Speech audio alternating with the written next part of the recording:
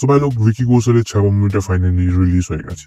And এই মুভিটা দেখার পর আমি এটা শিওর শট ভাবে বলে দিতে পারি যে 2025-এর ওয়ান অফ দি বেস্ট অ্যাক্টরের অ্যাওয়ার্ডটা কে জিতে নিতে চলেছে।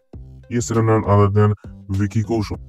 ওনার পারফরমেন্স এই মুভির ভেতর আউটস্ট্যান্ডিং ছিল। সেটা নিয়ে আমরা আরো ডিটেলে কথা তো বলবোই, বাট প্রথমে এই ছাবা মুভির স্টোরিটা নিয়ে কথা বলা যাক। সো এই ছাবা মুভিটাকে তুমি বায়োপিক মুভি কনসিডার করতেও পারো, আবার নাও করতে পারো। তার মেন একটা রিজন হচ্ছে এটাই যে এই মুভির স্টোরি স্টার্ট হয় ছত্রপতি শিবাজি মহারাজের লিগেসি তার ছেলে সম্ভাজি মহারাজ কন্টিনিউ করছে সেখান থেকে। মানে ছোট থেকে বড় হওয়ার কোনো ট্রানজেকশন এই মুভিতে দেখানো হয়নি, যে কারণে তুমি এটাকে বায়োপিক মুভি কনসিডার করতেও পারো, আবার নাও করতে পারো। বাট এখন মুঘলদের জন্য নতুন মাথা ব্যথা হচ্ছে ছত্রপতি শিবাজি মহারাজের ছেলে সম্ভাজি মহারাজ। আর মুঘলরা ভেবেছিল যে শিবাজি চলে যাওয়ার পর তারা আরামসে শিবাজির সাম্রাজ্যটাকে হাতের মুঠোয় করে নেবে। বাট সে চলে যাওয়ার পরও জঙ্গলে এখনো ছাওয়া ঘোরাঘুরি করছে, যে কারণে তাদের এই স্বপ্নটা স্বপ্ন হয়েই থেকে যায়। তো এতটুকু শুনে তুমি নিশ্চয়ই বুঝতে পারছো যে এই মুভিটা টোটালি হিস্ট্রি বেসড মুভি হতে চলেছে। আর তারপর মুভিতে কি কি জিনিস ঘটেছে সেটা জানতে গেলে তোমাকে ডেফিনেটলি এই ছাওয়া মুভিটা ওয়াচ করতে হবে। আর এই মুভির ফার্স্ট হাফে যেসব জিনিসগুলো আমার ভালো লেগেছে তার মধ্যে আমি একেবারে উপরে রাখবো ভিকি কৌশলের এন্ট্রি, মানে সম্ভাজি মহারাজের এন্ট্রি যেটা ছিল। আর তার পাশাপাশি যে অ্যাকশন সিকোয়েন্সটা ছিল সেটা টোটালি একটা মহল বানিয়ে নেয়।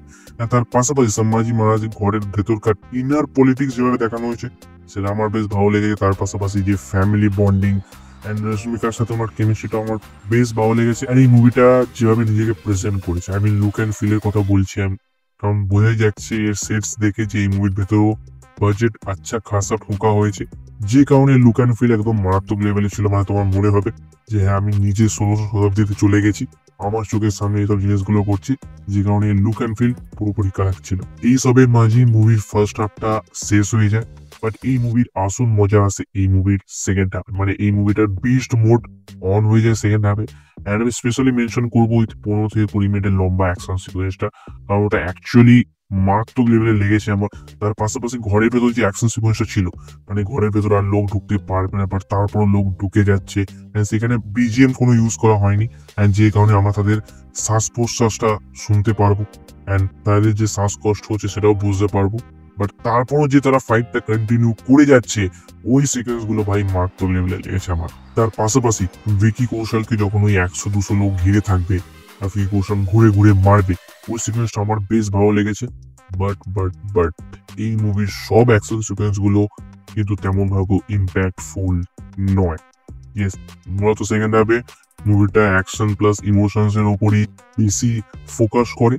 বাট তার পাশাপাশি এই মুভির অ্যাকশন সিকোয়েন্স গুলো এমন কিছু অ্যাকশন সিকোয়েন্স আছে যেগুলো এমনি ফিল হয়, যেটা কোনো ইম্প্যাক্ট এর মধ্যে পড়ে না।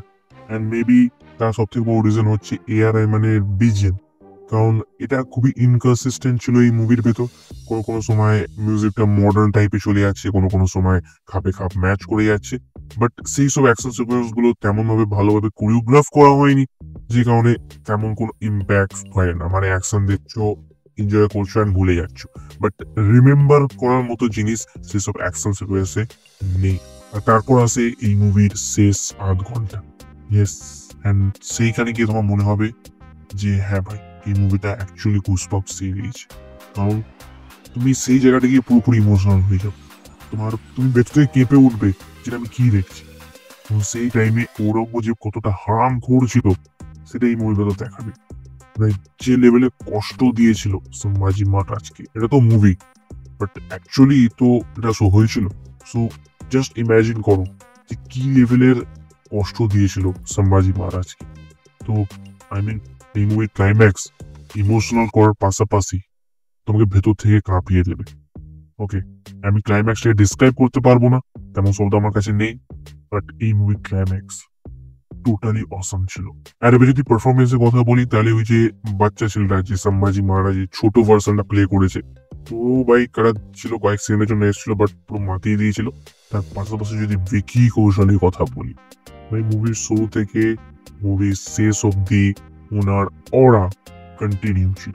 মানে কোনো একটা সিঙ্গেল শটও তুমি দেখাতে পারবে না ভিকি কৌশলে যেখানে মনে হবে উনি ক্যারেক্টার থেকে বেরিয়ে গেছেন বা নর্মাল অ্যাক্টিং করছে। ইয়েস, উনি ক্যারেক্টারটা প্লে করেনি, উনি ক্যারেক্টারটা লিভ করেছে। সো আমি কোনোদিনই পড়িনি সম্ভাজি মহারাজের ব্যাপারে, এন্ড হয়তো তোমরাও পড়োনি, বাট এইবার যখন এই মুভিটা দেখার পর লোক জানতে পারবে সম্ভাজি মহারাজ কে ছিলেন, তো সবার ফার্স্টে চোখ বন্ধ করতেই ভিকি কৌশলের মুখটাই কিন্তু ভেসে আসবে।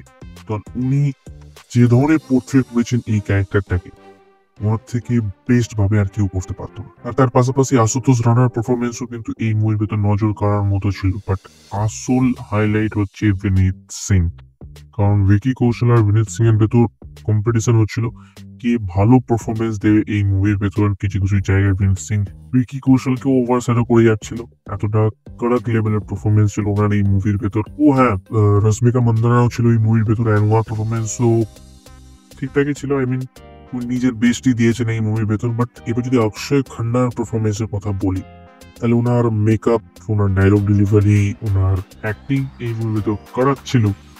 বাট তারপরও ওনার ভোকালটা এই মুভির ভেতর আমরা পাইনি। আই মিন আমরা অক্ষয় খান্নার থেকে কিছু এক্সট্রা অর্ডিনারি জিনিস এক্সপেক্ট করেছিলাম, বাট তেমন কিছু নেই। ওনাকে যতটা দেওয়া হয়েছিল উনি নিজের পারফেক্টটা ডেলিভার করেছেন। অ্যান্ড তুমি হেড করতে শুরু করে দেবে ঔরঙ্গজেবকে, মানে অক্ষয় খান্নাকে, বাট এক্সট্রা অর্ডিনারি কিছু ওনাকে দিয়ে করানো হয়। আর তোমার যদি হিস্ট্রিতে একটু হলেও ইন্টারেস্ট থেকে থাকে, তাহলে তুমি ডেফিনেটলি যাও এই ছাও মুভিটা দেখতে। আর যদি নাও থাকে তাহলেও যাও ছাও মুভিটা দেখো, দিলে তোমার অটোমেটিক্যালি হিস্ট্রির প্রতি ইন্টারেস্ট চলে আসবে। আমারও ইন্টারেস্ট চলে এসেছে হিস্ট্রির প্রতি, যে কারণে আমি এবার দেখতে যাবো ঔরঙ্গজেবের কটা ওয়াইফ ছিল। বাকি যদি মুভিটা দেখতে যাও তাহলে একটু তাড়াতাড়ি যেও, কারণ মুভির শুরুতেই অজয় দেবগান এই মুভির গল্পটাকে ন্যারেট করবে, যেটা মিস করে দিলে মুভির অর্ধেক মারাটাই মিস হয়ে যাবে। তো একটু তাড়াতাড়ি যেও। বাকি আমি ছাও মুভিটা দেবো 5-এর ভেতর 4টা। আর আমি কম নিয়েও কথা বলেছি, তো তুমি যাও সেই ভিডিওতে চেক আউট করতে পারো। তোমার সাথে দেখা হবে ঠিক সেই ভিডিওতে। সো ভাই